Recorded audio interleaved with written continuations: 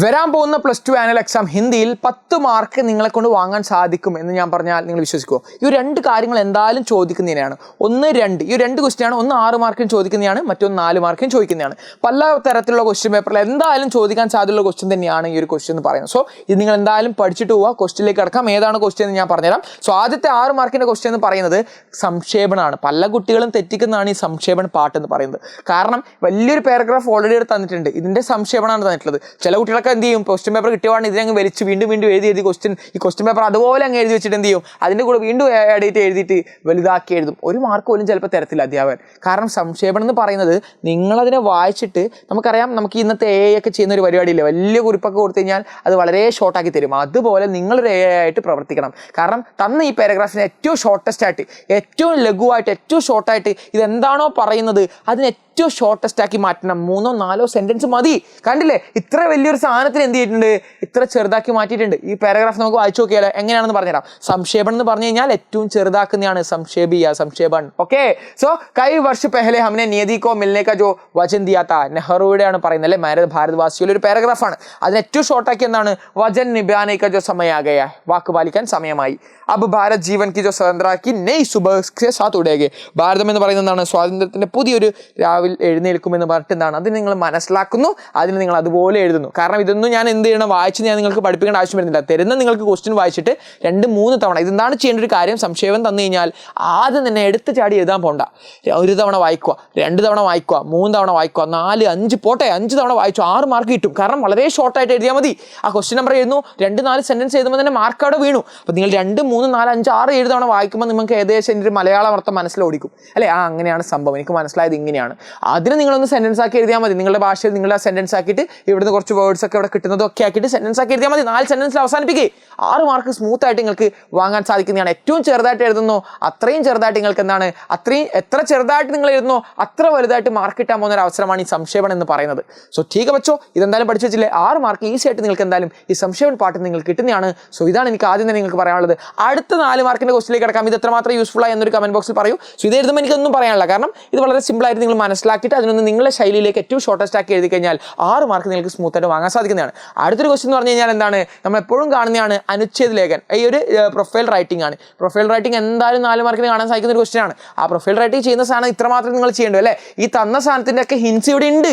ഇവിടെ question paper ഇതൊന്നും ഞാൻ പറഞ്ഞില്ലേ, ഞാൻ ഇപ്പോൾ ഇതുവരെ പഠിപ്പിച്ചതൊന്നും ഇതുവരെ നിങ്ങൾക്ക് ഇടുന്ന വീഡിയോസിലൊന്നും എന്താണ് ടെക്സ്റ്റ് ബുക്കിലുമായിട്ടൊരു സംബന്ധം, ടെക്സ്റ്റ് ബുക്ക് പഠിച്ചവനെ ടെക്സ്റ്റ് ബുക്കിലെ പാഠം അധ്യായനങ്ങളും അതുപോലെ തന്നെ ആ ഒരു കഥാപാത്രത്തിനെയും ഒക്കെ വിശ്ലേഷണാത്മക അധ്യായനം ചെയ്തിട്ട് കീറി മുറിച്ച് പഠിച്ചവനെ മാർക്ക് വാങ്ങാൻ പറ്റുമെന്നല്ല, മറിച്ച് ക്ലാസ്സിൻ്റെ വക്കൽ പോലും പോകാത്ത ആക്കും ഹിന്ദിനെ കുറച്ചൊരു ഐഡിയ ഉള്ളവനും മാർക്ക് വാങ്ങാൻ പറ്റുന്ന കാര്യങ്ങളാണ് ഞാൻ ഇതുവരെ പഠിപ്പിച്ചു വരുന്നുണ്ടായിരുന്നത് അല്ലേ. സോ ഇതിൽ നിങ്ങൾക്ക് എന്ത് ചെയ്യാം, ഈ ഒരു പ്രൊഫൈൽ റൈറ്റിംഗിൽ എന്ത് ചെയ്യാം, തന്നതിന് എന്ത് ചെയ്യണം, സെൻറ്റൻസ് ആക്കി അങ്ങ് മാറ്റിയാൽ മതി അല്ലേ. എന്താണ് നിങ്ങൾക്കറിയാം, ഹിമാൻശു ജോഷിയാണ് ജീവൻ വൃത്ത് കണ്ടിട്ടുള്ളത്. ഹിന്ദിക്ക് പ്രമുഖ കവി ഹിമാൻ ജോഷി നമ്മളെപ്പോഴും എഴുതാറുണ്ട്. അത് അതുപോലെ തന്നെ എഴുതിക്കോ. എനിക്ക് ആ ജന്മം എപ്പോഴാണ്, 4 May 1935 ആണ്, 35 ആണ്. ഓക്കെ, അടുത്തെന്താണ്, ജന്മസ്ഥാനം എവിടെയാണ്, യെസ് ജോസിയാഡു ഖാവ് ഉത്തരാഖണ്ഡ് മേ ഉന്നോനെ ജന്മ ലിയാ था. മതി, നിങ്ങളുടെ ഭാഷയിൽ എഴുതിയാൽ മതി. ഇതുപോലെ വരുന്നില്ലെങ്കിൽ എനിക്ക് ജോ മൃത്യു എനിക്ക് ജോ നിധൻ കബ് ഹുവാ था 2018 में हुआ था.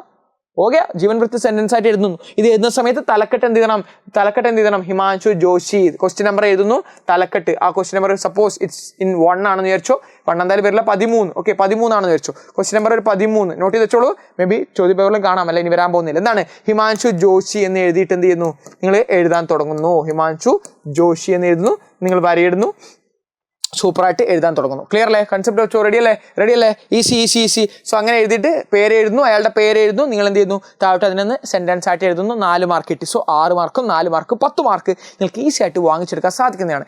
ഇങ്ങനത്തെ ടൈപ്പ് ക്വസ്റ്റ്യൻ എന്തായാലും പ്രതീക്ഷിച്ചുകൊണ്ട് തന്നെ നിങ്ങൾ എന്തായാലും പഠിക്കുക. ഈസിയാണ്, ഇത് പഠിക്കേണ്ട ആവശ്യമില്ല, മനസ്സിലാക്കിയാൽ മതി. മനസ്സിലാക്കി നിങ്ങൾക്ക് എഴുതാൻ ഒന്ന് പ്രാക്ടീസ് ചെയ്തോ. ഇതുപോലെ ഒന്ന് പ്രാക്ടീസ് ചെയ്ത് കഴിഞ്ഞാൽ ഇതുവരെ ഞാൻ പഠിപ്പിച്ചതൊക്കെ ഒന്ന് എഴുതി പ്രാക്ടീസ് ചെയ്യുന്ന വരാൻ പോകുന്ന ആ ക്വസ്റ്റ്യൻ പേപ്പറിൽ നിങ്ങൾക്ക് പേടിയില്ല. ഇങ്ങനത്തെ പോർഷൻസ് ഒക്കെ നിങ്ങൾക്ക് കാണുമ്പോൾ ഒരു സന്തോഷമായിരിക്കും.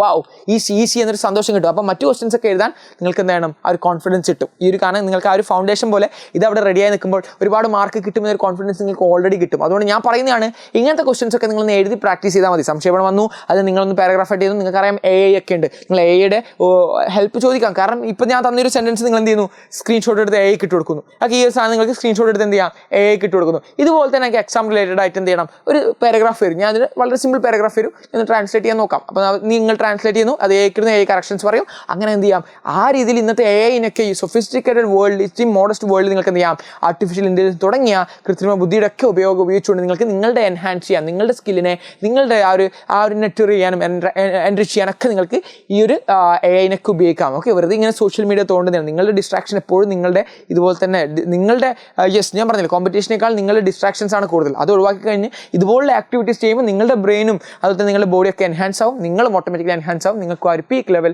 ഫീൽ ചെയ്യാൻ സാധിക്കുന്നതാണ്. സോ ഇതൊന്ന് പ്രാക്ടീസ് ചെയ്തോ, 6-4 മാർക്ക് ഈസി ആയിട്ട് വാങ്ങാൻ സാധിക്കുന്നതാണ്. വരാൻ പോകുന്ന ആനുവൽ എക്സാമിൻ്റെ ഒരു പക്ക ലൈവൊക്കെ നമ്മൾ റെഡിയാക്കുന്നത് തന്നെയാണ്. അതിലൊക്കെ കണ്ടിട്ട് നല്ല രീതിയിൽ പഠിച്ച് ഒരു A+ എന്തായാലും വാങ്ങിയിട്ട് തന്നെ മുന്നോട്ട് നിങ്ങൾ പോകണം. സോ +2 ഹിന്ദിയിൽ ഇനി എന്തായാലും ആർക്കും മാർക്ക് പോകത്തില്ല എന്ന് ഞാൻ അഷ്വർ ചെയ്യാം.